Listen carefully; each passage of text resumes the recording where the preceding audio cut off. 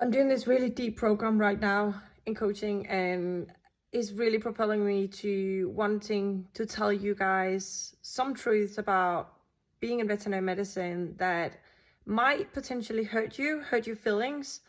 And I want you to know that everything I say is never to put any blame on you or to make you feel bad in any way, or me being on this high horse that I know exactly what I'm talking about.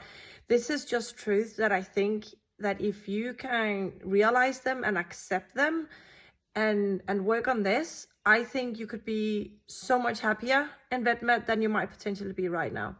I want you guys to realize how much responsibility you have yourself for feeling better in VetMed. I am 100% pro having better management, making sure we don't have a toxic workplace, making sure there's no bullying, trying to educate clients, all these things for sure, all these systems that we can put in place, the better. But at the end of the day, we are in a very challenging field of work. We deal with challenging cases and we deal with challenging owners. And it is up to you to work on getting to a place of so much self-respect that you don't take it too hard when either owners or co-workers or managers try to make you feel bad, that you don't stay in a toxic workplace to a state where you don't work so many hours that you end up losing your family and your friends and your hobbies and yourself. We cannot expect work to make us happy or to make us feel respected or to make us feel validated.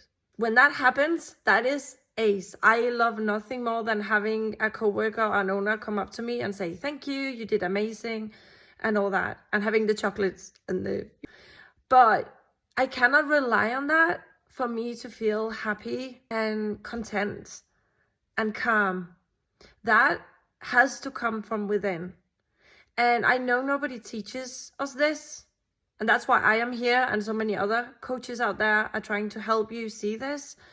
Because like, in how many other professions do people depend on their clients or their managers to make them happy? If I'm out sweeping the streets, or the cleaners that come in to clean the hospitals, if they depended on us telling them how amazing job they're doing, they would be miserable.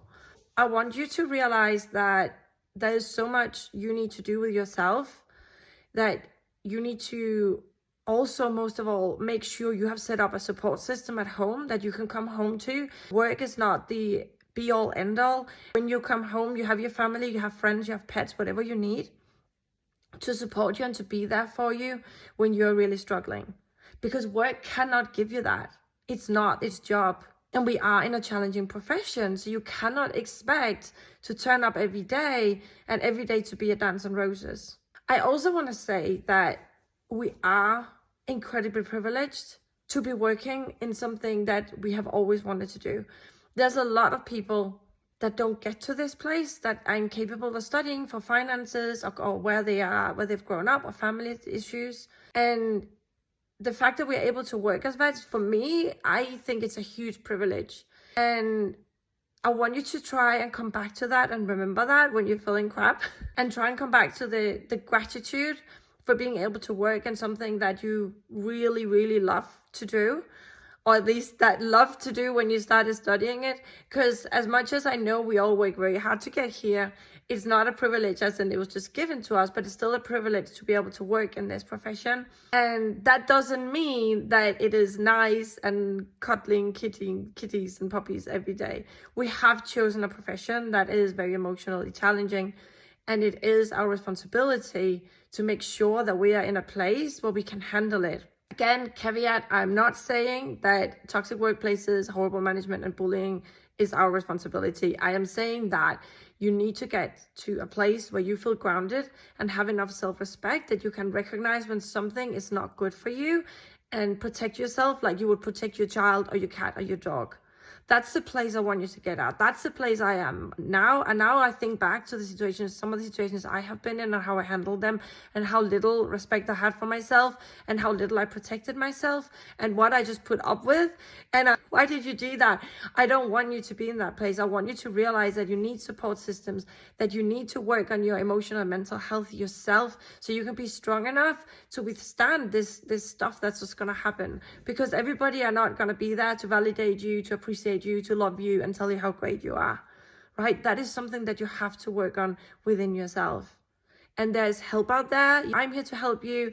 There's Vetline, there's all sorts of things you can do, and you make sure that you don't feel so alone. You share with people, be open about what's going on with you so you can realize that you're not alone, that other people are feeling like this as well. Because it is very few vets, come on, that can go into work every day and just have amazing work where everybody loves them. It's just, I mean, there's so few, right? We all have a hard time and we need to be able to do this. We need to flex those muscles of self-respect and self-dignity and self-care and just in general be able to stand up for ourselves and know what's good for us and take sick leave if we need it. You cannot wait for others to do that. Work is not your family. Your managers and your clients are not your parents. They're not going to look out for you. That is up to you, and you need to know this, and this is a truth. And the earlier you can accept it and do what you need to do for you, the earlier you can feel good and you can have a good time in VetMed. With all my love.